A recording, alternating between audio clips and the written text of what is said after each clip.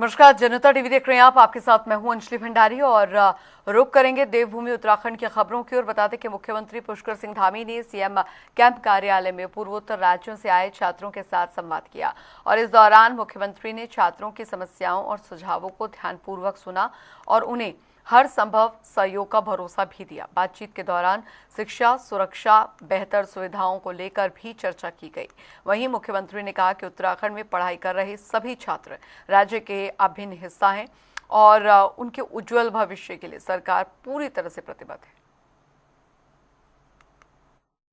हमारे इस कार्यक्रम में विशेष रूप से उपस्थित जिन्होंने भारत की सेना को अपनी सेवाएं दी हम सब की सुरक्षा के लिए, ऐसे युवाओं के बीच में और ऐसे जो सेना में जाने की तैयारी करते हैं, अभी पिछले दिनों ही लगभग एक बड़ा 700 के लगभग हमारे युवा उत्तराखंड से सेलेक्ट हुए हैं अग्निवीर योजना में, हमारे भारत की सेना में। उनको लगातार ट्रेनिंग देने का काम करने वाले, मार्गदर्शन देने वाले हमारे कर्नल कोठियाल साहब मेरे साथ बैठे हैं और यहाँ पर इस कार्यक्रम को आयोजित करने वाले सभी हमारे सहयोगी बंधु और आप सभी मेरे युवा भाइयों एवं बहनों, मैं सबसे पहले तो आप सभी का, विभिन्न राज्यों से आप यहाँ आए हैं, आप सभी का मैं देवभूमि उत्तराखंड में आप सबके आगमन पर, आप सबके आने पर मैं अपनी ओर से आप सबका स्वागत करता हूं, आप सबका अभिनंदन करता हूं।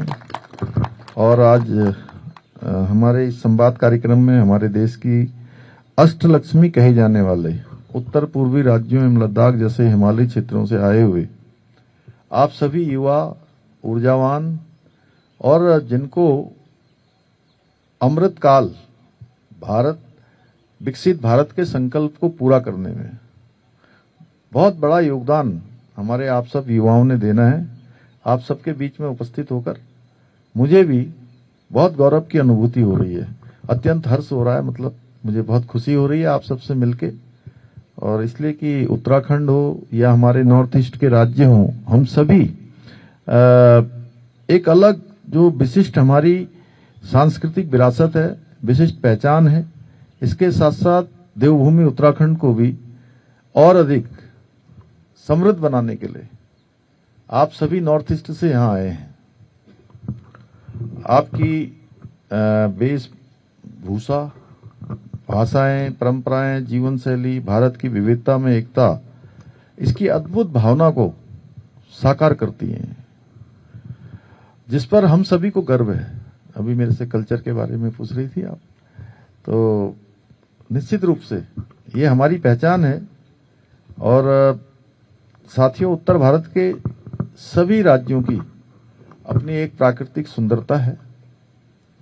मैं तो अभी कुछ सालों पहले मिजोरम गया था, आइजोल, तो मैंने देखा सुंदर सुंदर पहाड़, पूरे बड़े बड़े झरने शानदार दिखाई दे रहे थे।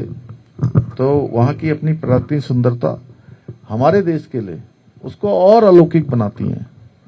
आप चाहे अरुणाचल प्रदेश का बर्फ से आच्छादित ग्लेशियर हों, बड़े बड़ी हिम चोटियां हों, असम के विस्तृत और हरे भरे चाय के बागान हों, या मणिपुर की प्रसिद्ध लोकतक झील की अद्भुत प्राकृतिक छटा हो, या मेघालय के बादलों से आच्छादित पर्वत हों, हर क्षेत्र में अपने आप में एक उसका अद्वितीय स्थान है। इसी प्रकार अगर मैं मिजोरम की बात करूं, शांत वादियां, नागालैंड की जीवंत सांस्कृतिक परंपराएं हो, सिक्किम में स्थित कंचनजंगा की भव्यता हो, या त्रिपुरा की ऐतिहासिक विरासत हो, या लद्दाख की अलौकिक हिमालयी सुंदरता हो, ये सभी मिलकर भारत की विविधता में एकता को एक विशिष्ट पहचान प्रदान करते हैं, एक अलग पहचान होती है। सही मायने में आप सभी आदरणीय प्रधानमंत्री श्री नरेंद्र मोदी जी के एक भारत श्रेष्ठ भारत के सच्चे एम्बेसडर हैं, सच्चे ब्रांड एम्बेसडर हैं आप सब लोग। और इस बीच एक बड़ी खबर आ रही है, उसका रुख कर लेते हैं। बड़ी खबर आ रही है, लॉ एंड ऑर्डर पर सीएम धामी सख्त। जी हां, लॉ एंड ऑर्डर को लेकर मुख्यमंत्री बेहद सख्त हैं। ब्रिगेडियर हत्याकांड के बाद सीएम ने एक्शन लिया है। उचाल गेट चौकी इंचार्ज और उप आबकारी निरीक्षक निलंबित कर दिए गए हैं। कानून व्यवस्था से जुड़ी घटना पर सीएम ने गहरी नाराजगी जताई है। किसी भी कीमत पर कानून व्यवस्था से समझौता नहीं किया जाएगा। मुख्यमंत्री ने साफ कहा है, सीएम के निर्देश पर चौकी इंचार्ज उप आबकारी निरीक्षक निलंबित कर दिए गए हैं। हुड़दंग करने वाले तत्वों के खिलाफ कड़ी कार्रवाई की जाए और देर रात तक चलने वाली अवैध गतिविधियों पर पूरी तरह अंकुश लगाया जाए। मुख्यमंत्री द्वारा ये सख्त निर्देश, राज्य सरकार की प्राथमिकता आम जनता की सुरक्षा है। ये सुनिश्चित किया जाए पुलिस और प्रशासन को पूरी सख्ती से कार्य के निर्देश अधिकारियों और कर्मचारियों को किसी भी सूरत में बख्शा नहीं जाएगा। तो ये सख्त निर्देश यहां पर दे दिए गए हैं।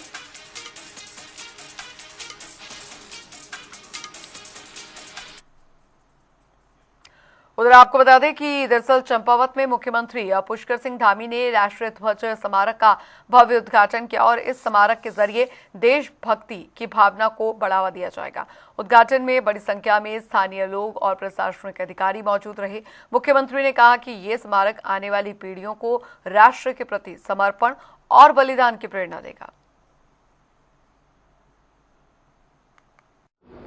राष्ट्र सेवा, कर्तव्य निष्ठा और देश के लिए निरंतर समर्पित होकर, एक वे होकर राष्ट्र की उन्नति के लिए, राष्ट्र के विकास के लिए, राष्ट्र के काम के लिए, समाज के काम के लिए निरंतर प्रेरणा देता रहेगा। भाइयों बहनों, मुझे आज विशेष प्रसन्नता है कि आज हम चंपावत जनपद के लगभग 36 करोड़ रुपए के से भी अधिक की लागत की 17 विकास परियोजनाओं का आज यहाँ पर हमने लोकार्पण और शिलान्यास भी किया है। पंडित जी ने यहाँ पर मंत्रोच्चार के द्वारा आज इन सभी योजनाओं को शुरू भी करवाया गया है। कुछ योजनाएं पूरी हुई है, उनको जनता को समर्पित किया है। मुझे पूरा विश्वास है कि ये सभी योजनाएं इस चंपावत के विकास में, पूरे जनपद चंपावत के विकास में, इसकी आधारभूत सुविधाओं को मजबूत करने में, लोगों के जनजीवन को आसान बनाने में, उनको सुविधाएं देने में, उनके जीवन में सरलता हो, सुलभता हो, उनकी परेशानियां कम हो, उस दिशा में बहुत महत्वपूर्ण साबित होंगी। इसके साथ साथ सांस्कृतिक, सामाजिक और आर्थिक रूप से हमारे इस जनपद को नई गति प्रदान करेंगे। भाइयों बहनों, आदरणीय प्रधानमंत्री श्री नरेंद्र मोदी जी के कुशल नेतृत्व और मार्गदर्शन में हमारा प्रदेश भी विकास और समृद्धि के दिशा में लगातार नित नए कीर्तिमान स्थापित कर रहा है। अनेक योजनाएं हमारी स्वीकृत हो रही है, अनेक योजनाएं आगे बढ़ रही हैं। हमारी सरकार ने गांव से लेकर शहर तक, किसानों से लेकर युवाओं तक और विशेष फोकस हमारी मातृशक्ति से लेकर श्रम शक्ति तक, यानी कि जो हमारे मजदूर, हमारे सामान्य वर्ग के लोग, गरीब वर्ग के लोग हैं, उन सभी को ध्यान में रखकर और व्यापारियों से लेकर कर्मचारियों तक समाज के हर वर्ग के लिए अनेक जन कल्याणकारी योजनाएं बनाई हैं और उन्हें तेजी से केवल योजनाएं बनाई नहीं है, बल्कि उन योजनाओं को धरातल पर उतारने का काम भी किया है। आप सबको पता है, हम सब जो योजनाएं शुरू करते हैं उनको अवश्य पूरा करते हैं, बीच में कोई योजना नहीं छोड़ते। और गोलजी महाराज की कृपा से, यहाँ के सभी देवी देवताओं की कृपा से जिन योजनाओं का भी हमने शिलान्यास किया है, भगवान की कृपा से और आप सबके आशीर्वाद से, आप सबकी शुभकामनाओं से, वो सभी योजनाएं पूरी हुई है। बीच में कोई योजना रुकी नहीं है। भाइयों बहनों, आज इसी क्रम में हमने जनपद चंपावत को एक आदर्श और श्रेष्ठ जनपद बनाने के लिए अपने संकल्प को साकार करने की दिशा में हम तेजी से आगे बढ़ रहे हैं। अनेक विकास योजनाओं को आगे बढ़ा रहे हैं। जहां हमने एक और गोलजी कॉरिडोर निर्माण किया, आप सबको पता है गोलजी का ये स्थान है, यहीं से गोलजी सब जगह गए, तो गोलजी का कॉरिडोर चंपावत में अवश्य बनना चाहिए। ये मेरा संकल्प था भाइयों। जब मैं आप सबके बीच में आया था, आपका आशीर्वाद लेने के लिए, आपका मत लेने के लिए, आपका समर्थन लेने के लिए, उस समय मैंने यहीं से, इसी जगह से कहा था कि हम गोलजी कॉरिडोर निर्माण की दिशा में आगे बढ़ेंगे। आज मुझे आप सबके सामने आकर आत्मिक संतोष हो रहा है कि पहले चरण में गोलजी कॉरिडोर निर्माण के लिए 117 करोड़ रुपए से अधिक की धनराशि स्वीकृत हो गई है, यानी कि काम शुरू हो गया है। हमें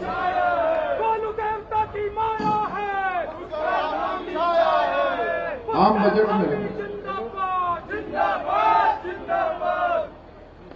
बजट में इसका प्रावधान कर दिया है।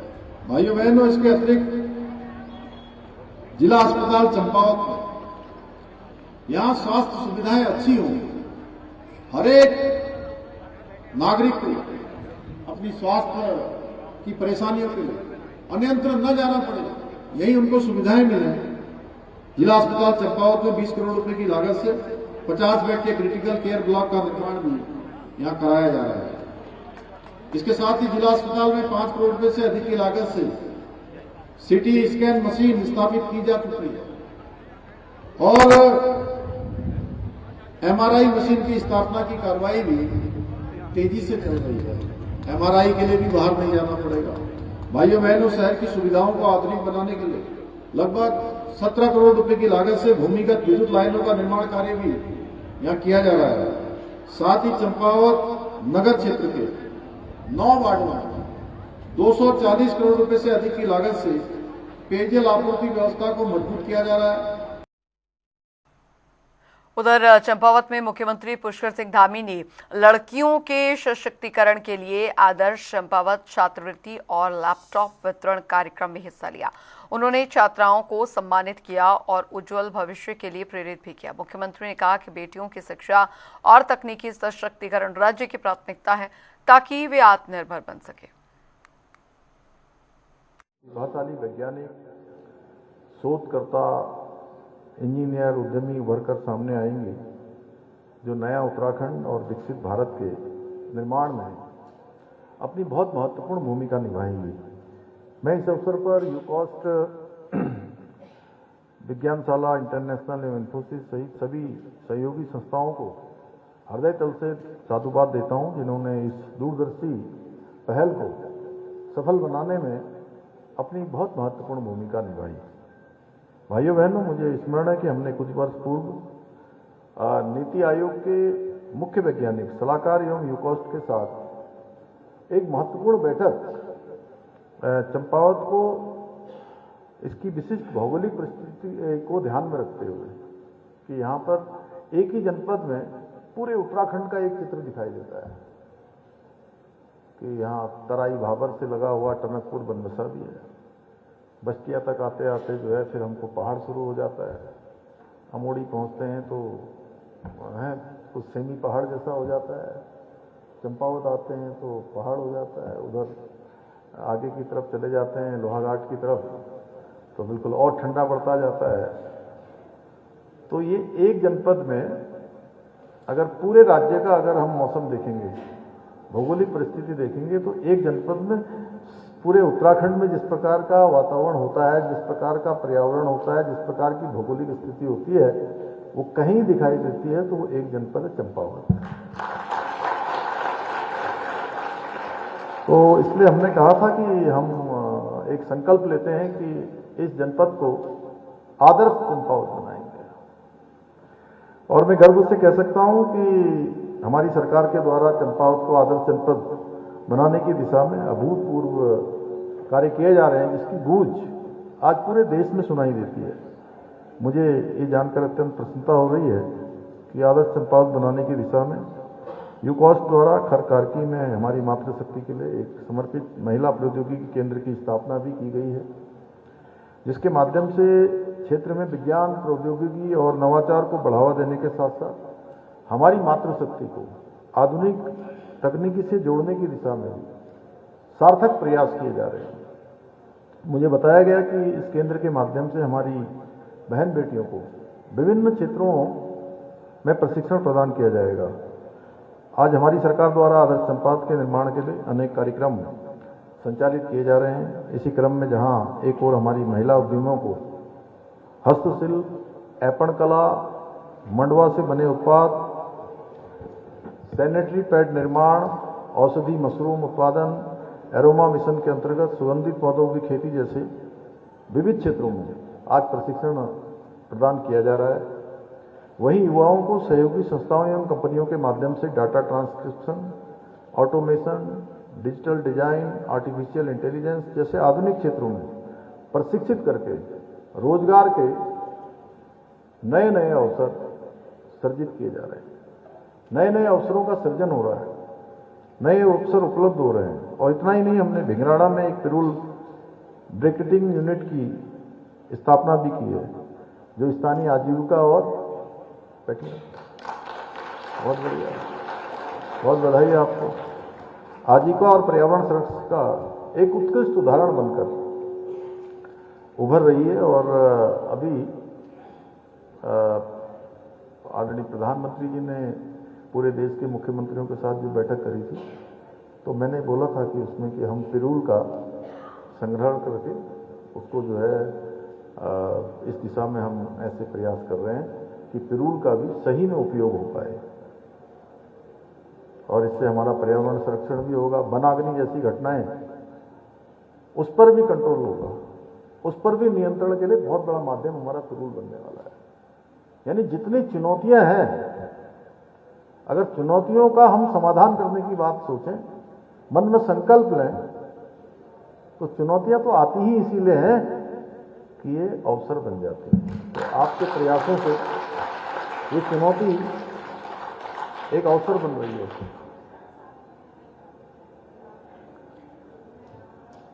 नहीं, बहुत अच्छा। इस यूनिट में 50 से अधिक महिलाएं स्वयं सहायता समूह के माध्यम से जुड़कर कार्य कर रही हैं, नियमित रूप से अपनी आय अर्जित कर रही हैं। इसके साथ ही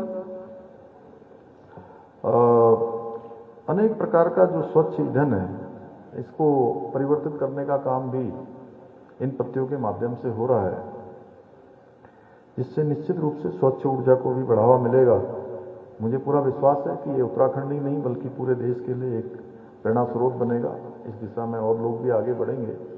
शुरुआत करना थोड़ा कठिन काम होता है, लेकिन शुरुआत जब आगे बढ़ जाती है तो रास्ता फिर बहुत आसान होने लगता है। और कहते हैं कि शुरू में भले ही कुछ लोग प्रयास करते हैं, लेकिन करते करते फिर कारवां बन जाता है। उधर दिल्ली में कांग्रेस ने उत्तराखंड के पूर्व विधायकों और नेताओं को पार्टी में शामिल कर सियासत गरमा दी है। बता दें आपको, कार्यक्रम में कुमारी शैलजा समेत कई नेता मौजूद रहे। इस पर प्रतिक्रिया देते हुए मुख्यमंत्री पुष्कर सिंह धामी ने कहा कि जिनको कांग्रेस बीजेपी से जोड़ रही है वे पहले से ही पार्टी से बाहर हैं। उन्होंने साफ किया है कि ये लोग ना तो सदस्य हैं और ना ही सक्रिय कार्यकर्ता, इसलिए पुराने संबंधों के आधार पर बीजेपी का नाम लेना सही नहीं। नहीं, देखिए ऐसा है कि सबसे बड़ी बात तो ये है कि उसमें से कोई भी भाजपा का सदस्य नहीं है, पहले से ही बाहर है। कोई सक्रिय रूप से न सदस्य है न सक्रिय सदस्य है, तो भाजपा का उनको कहना भी नहीं चाहिए था, क्योंकि भाजपा के से कभी जुड़े हुए हो सकते हैं, लेकिन वर्तमान में कोई भाजपा में नहीं। उधर उत्तराखंड कांग्रेस में हरीश रावत की दरअसल नाराजगी फिर सुर्खियों में है।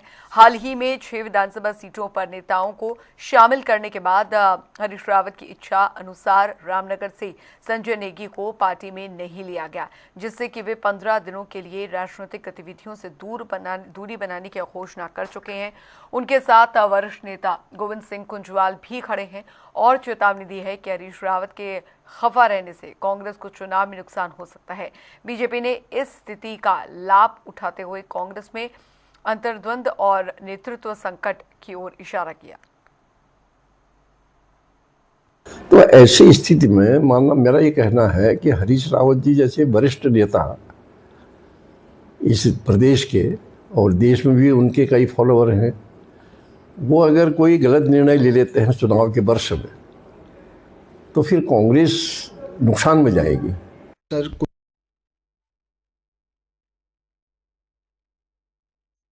कि कांग्रेस में जो घटनाक्रम चल रहे हैं उनको देखते हुए ये अनुमान सहज लगाया जा सकता था कि हरीश रावत जी धीरे धीरे हाशिए पे जा रहे हैं। और मात्र हरीश रावत ने तो जो उनका जो पुराना नेतृत्व है, जो कह सकते हैं कि पुराने कांग्रेसी हैं, ये जो थोड़ा सा उम्रदराज कांग्रेसी हैं, वो धीरे धीरे किनारे किए जा रहे हैं। और ये जो अभी घटनाक्रम चल रहा है ये उसी की परिणति है। तो मैं समझता हूँ कि कांग्रेस के अंदर अंतर्विरोध इस समय चरम पर है और चुनाव नज़दीक आते आते देखना ये सड़कों पर जूतम पैजार होगी, ये आपस में लड़ेंगे। तो कुल मिला के बेहतर स्थिति है भाजपा के लिए। उधर चारधाम यात्रा की तैयारियां अंतिम चरण में है। गढ़वाल मंडल विकास निगम और शासन की टीमों ने आवास, ट्रैकिंग और अन्य सेवाओं पर विशेष ध्यान दिया है। गेस्ट हाउस का अपग्रेडेशन और मेंटेनेंस लगभग पूरा हो चुका है। स्टॉक चेक और कर्मचारियों की तैनाती भी सुनिश्चित की गई है ताकि श्रद्धालुओं को यात्रा के दौरान बेहतर सुविधा मिले। चारधाम यात्रा की तैयारी बहुत अच्छी चल रही है। कमिश्नर गढ़वाल महोदय और सेक्रेटरी टूरिज्म महोदय ऑन अ रेगुलर बेसिस हम सभी के साथ मीटिंग कर रहे हैं। सभी डिस्ट्रिक्ट्स के डीएम्स और डीएमईएन की पूरी टीम, जहां तक कि अगर हम अकोमोडेशन की बात करें, ट्रैकिंग रूट की बात करें या जीएमवीएन से रिलेटेड बाकी सर्विसेज की बात करें, तो उस पर हम लोगों की बहुत विशेष नज़र है। हमने पिछले 1 से 2 महीने में सभी सर्विसेज का, मतलब सभी गेस्ट हाउसेज का अपग्रेडेशन और मेंटेनेंस भी किया है, जो कि अभी क्लोजिंग स्टेज पे ही है। एक बार फाइनल स्टॉक चेक भी ले रहे हैं हमारे जितने भी एम्प्लॉइज हैं उनकी संख्या का भी, और हमारी पूरी कोशिश रहेगी कि चारधाम यात्रा के दौरान बहुत उच्चतम दर्जे की सर्विस हम जीएमवीएन के माध्यम से सभी दर्शनार्थियों को प्रोवाइड करें। और चलिए इसी के साथ देवभूमि उत्तराखंड की खबरों में अभी के लिए फिलहाल इतना ही। वक्त एक छोटे से ब्रेक का।